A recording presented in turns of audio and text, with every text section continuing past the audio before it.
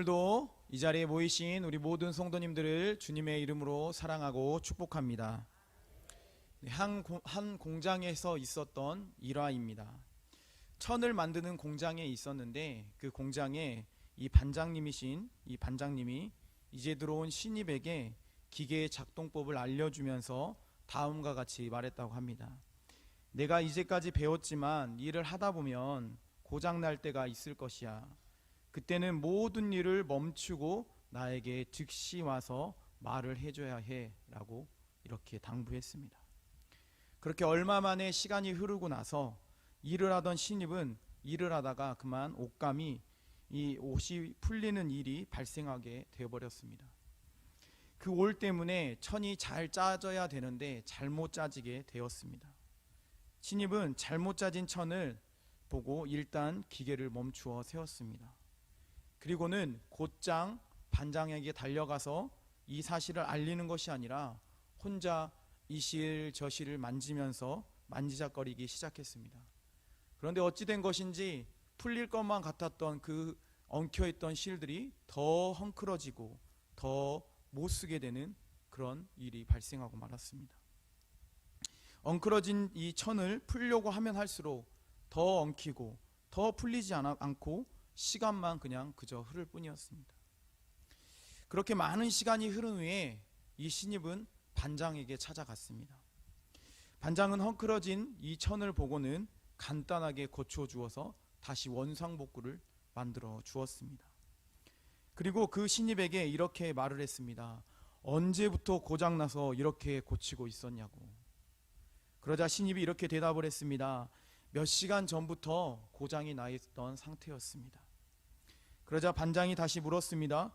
그런데 왜 이렇게 많은 시간이 흘러서 내게 온 거야? 그러자 신입이 대답했습니다. 제가 고치려고 최선을 다해 보았습니다. 그때 반장은 신입에게 따끔하게 이렇게 충고했다고 합니다. 너의 최선은 고치는 것이 아니라 고장 났을 때 즉시 나에게 오는 것이다 라고 말해줬다고 합니다. 이처럼 사랑하는 성도님들, 이 순종이라는 것은 내 입장에서 생각하고 최선을 다하는 것이 아니라 바로 말 그대로 순순히 따르는 것이 순종이라는 사실을 우리는 이 이야기를 통해서 볼 수가 있습니다. 그런데 이러한 사실은 우리가 읽은 오늘 본문 말씀에도 통해서도 볼 수가 있습니다. 오늘 본문 말씀에 보면 예수님께서는 유월절에 식사를 마치시고 난 후에 이 겟세마네 동산에 향해 그곳에 가셔서 그곳에서 하나님께 기도하셨습니다. 사랑하는 성도님들, 예수님은 겟세마네 동산에서 어떤 기도를 드렸다고 우리는 알고 있습니까? 그렇습니다. 하나님의 뜻대로 이 땅에 오신 예수님의 죽음이 얼마 남지 않았다는 그 사실을 직감하고 고통이 빨리 지나갈 수 있도록 그렇게 기도했다는 것을 우리가 알 수 있습니다. 절대로 십자가의 죽음을 피하게 해달라는 기도를 하지 않았다는 사실이죠. 때문에 마태복음 26장 39절 말씀에 이렇게 고백하고 있습니다. 우리 39절 말씀 함께 본문 말씀 읽어보도록 하겠습니다. 함께 읽습니다. 조금 나아가사 얼굴을 땅에 대시고 엎드려 기도하여 이르시되 내 아버지여 만일 할만하시거든 이 잔을 내게서 지나가게 하옵소서. 그러나 나의 원대로 마시옵고 아버지의 원대로 하옵소서 하시고. 아멘. 말씀에 보면 우리가 읽은 39절 말씀에 보면 잔이라는 단어가 기록되어 있는 것을 볼 수 있습니다. 이것은 원어로 포테리온이라고 읽는데 이 원어의 뜻은 어떤 뜻이 있냐면 그릇이라는 그 그릇을 가리키는 말입니다. 이것은 성경에서 하나님께서 이 부여하시고 정해 놓으신 사람의 운명을 가리키는 온유적인 표현을 사용할 때 이 잔이라는 것을 통해서 말씀하시곤 했습니다. 때문에 오늘 본문에서 이 잔은 영원전에 하나님께서 작정하신 것으로서 예수님께서 감당하게 될 십자가의 고난, 그 죽음을 의미합니다. 온 인류의 죄를 대속하시기 위해 오직 예수님만이 감당해야 할 그 고난을 의미하는 것입니다. 예수님은 이 고난이, 이 고통이 빨리 지나갈 수 있게 해달라고 하나님 앞에 기도했습니다. 하지만 예수님은 마태복음 26장 39절 하반절의 말씀에 어떤 고백을 하나님께 하며 기도했습니까? 그렇습니다. 예수님의 마지막의 기도는 그러나 내 뜻대로 마시고 아버지의 뜻대로 해주십시오라는 기도를 했습니다. 결국 이 고백을 통해 아버지의 말씀대로 되기를 원하는, 하나님의 말씀 앞에 순종하는 그 예수님의 모습을 우리는 볼 수가 있습니다.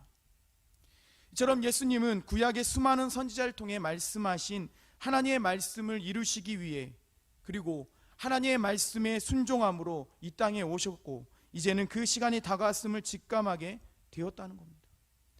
한편으로는 인간적으로 감당해야 할 고통과 그 고난이 너무나도 무겁고 두려움을 가지고 하나님께 기도했습니다.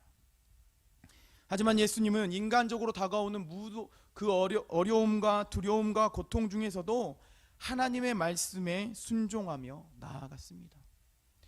예수님은 우리가 말씀을 통해서 보는 것처럼 묵묵하게 그 길을 하나님의 말씀 앞에 순종하며 가셨다는 사실입니다.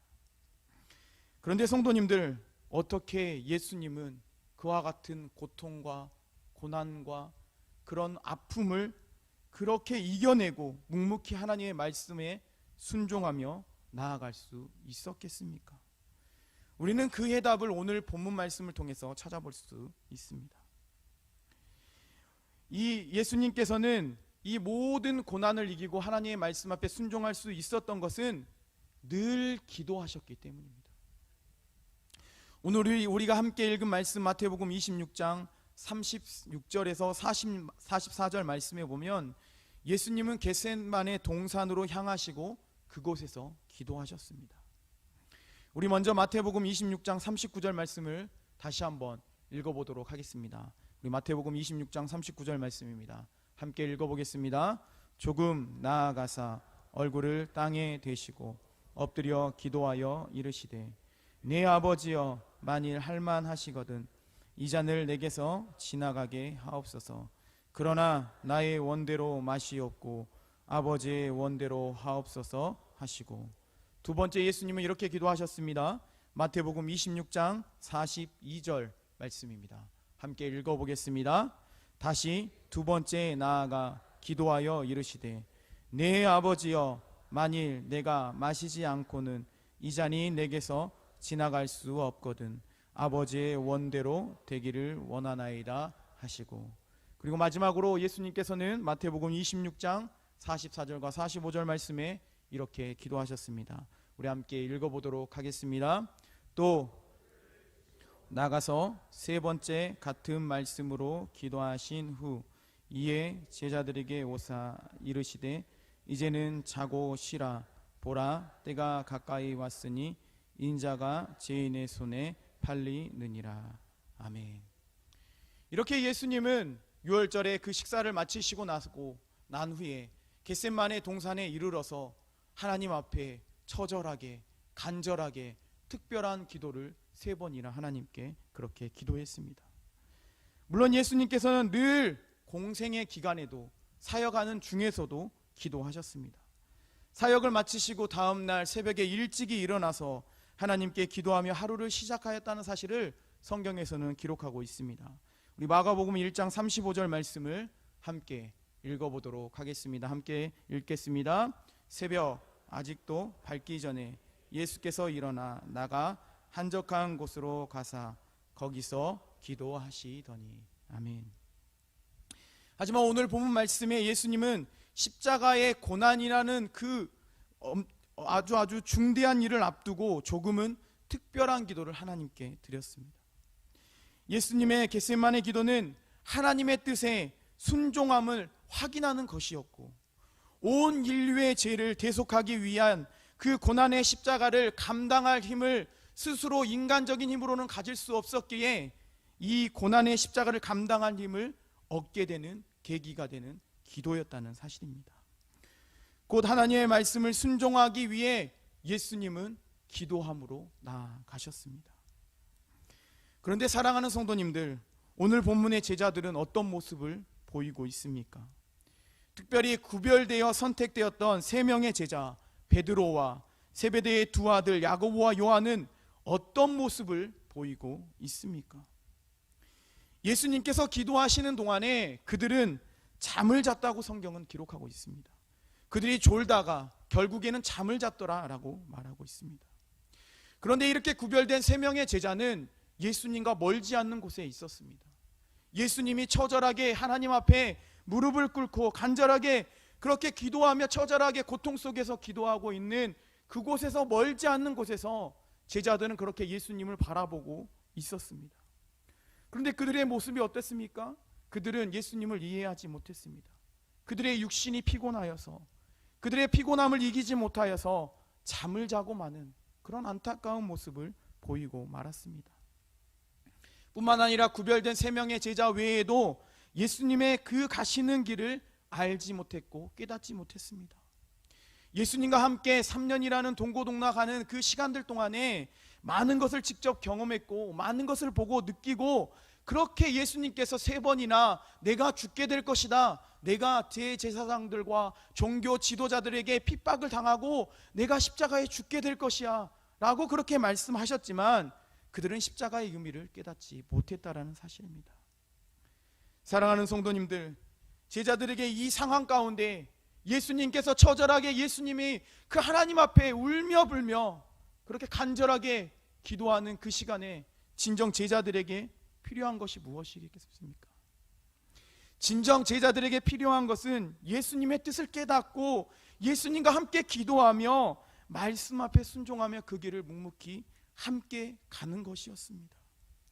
그러나 그들은 깨닫지 못했고 알지 못했고 무지하며 안타까운 모습을 성경은 기록하고 있습니다. 물론 훗날 예수님께서 부활하시고 나서 그들이 깨닫고 예수님과 같은 그 제자도의 길을 갔지만 그들은 이 오늘 성경 말씀에 보면 깨닫지 못하는 안타까운 모습을 보이게 됩니다. 때문에 오늘 본문의 제자들 가운데 어떤 일이 일어났다고 성경은 기록하고 있습니까? 우리 마태복음 26장 51절 말씀을 함께 읽어보도록 하겠습니다. 함께 읽겠습니다. 예수와 함께 있던 자 중에 하나가 손을 펴 칼을 빼어 대제사장의 종을 쳐 그 길을 떨어뜨리니. 아멘.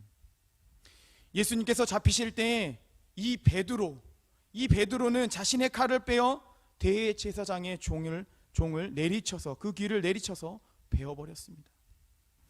베드로는 예수님께서 하나님의 뜻을 위해 가시는 그 순종의 길을 가지 못하게 제지하며 그를 그렇게 강력하게 반대하는 모습으로 이와 같은 행동을 하게 되었다라는 사실입니다.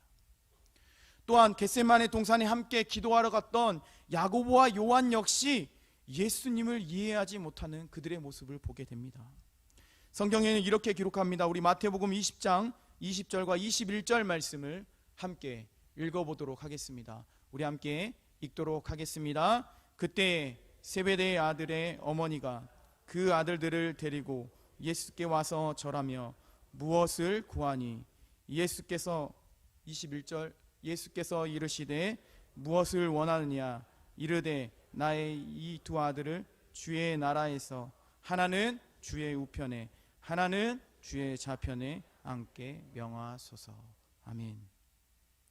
야고보와 요한 역시 자신의 어머니가 예수님께 나와서 이 땅에서 좌편과 우편에 앉게 해달라고 그렇게 요청을 하게 됩니다. 그런데 이 세베대의 두 아들은 어떤 모습을 보입니까? 예루살렘에 입성하여서 왕이 되었을 때 그 자리를 달라고 했을 때 그들은 그 어머니를 말리지 않았습니다. 굳고 사양하지 않았습니다. 그들 역시 그렇게 되기를 소망했다라는 사실입니다. 그들의 마음에는 우편에 앉고 싶었고 좌편에 앉고 싶은 그들의 마음에 그런 욕망과 그런 욕구가 있었다라는 사실입니다. 그 베드로도 야고보도 요한도 예수님께서 하나님의 말씀에 순종하며 가는 그 길을 알지 못했기 때문에 제지하고 반대하는 모습을 보이게 되었다는 사실입니다. 때문에 그들에게 가장 중요한 순간, 특별한 기도를 드렸던 겟세마네 동산에서 예수님과 함께 기도하는 자리에서 그들은 깨어 기도하지 못했고 피곤하여 잠을 자고 마는 공감하지 못하는 모습들로 나타나게 되었습니다. 우리는 이러한 모습을 통해 하나님의 뜻을 알고 하나님의 말씀 가운데 순종하기 위해 늘 깨어 기도해야 한다는 사실을 다시 마음 가운데 우리는 새기게 됩니다. 우리가 깨어 있지 않으면 하나님의 뜻을 알지 못합니다. 더 나아가 하나님의 말씀 앞에 순종하지 못하고 불순종하고 신뢰하지 못하며 무너지는 신앙을 소유하는 삶을 우리 역시 그렇게 살아갈 수밖에 없다는 사실입니다. 때문에 우리는 기도하며 하나님의 뜻을 늘 마음 가운데 간직하며 살아가야만 합니다. 그래서 이 말씀을 준비하며 이런 찬양이 생각이 났습니다. 나를 부르신 주라는 찬양입니다. 이 시간에 나를 부르시는 주 찬양을 함께 하기 원합니다.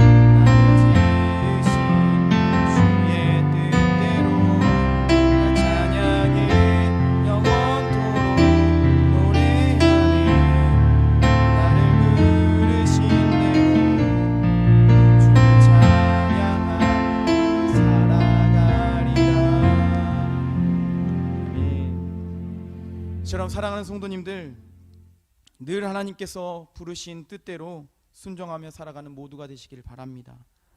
또한 하나님의 말씀에 순종하기 위해 늘 기도의 무릎으로 살아가는 모두가 되시기를 바랍니다.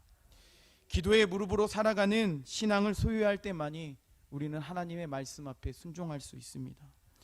기도의 무릎으로 살아가는 신앙만이 나의 십자가를 지고 영광에 이를 수 있게 됩니다. 특별히 오늘은 종료주일이고 세례와 입교의 식을 또 진행하게 됩니다. 종료주일은 왕으로 오신 예수님을, 구원의 왕으로 오신 예수님을 기억하고 종려가지를 흔들며 기쁘게 찬양했던 날입니다. 이 시간 모이신 우리 모든 성도님들과 세례 입교를 받는 모든 분들은 우리의 죄를 위해 이 땅에 구원의 왕으로 오신 예수님께 감사하고 그 뜻을 따라 순종하며 살아가기 위해 늘 말씀 안에 거하며 살아가는 모두가 되시기를 소망합니다. 우리를 부르신 그 뜻대로 그 말씀 앞에 순종하고 기도를 쌓고 전적으로 순종하며 살아가는 우리 모든 성도님들의 삶이 되시기를 간절히 축원합니다.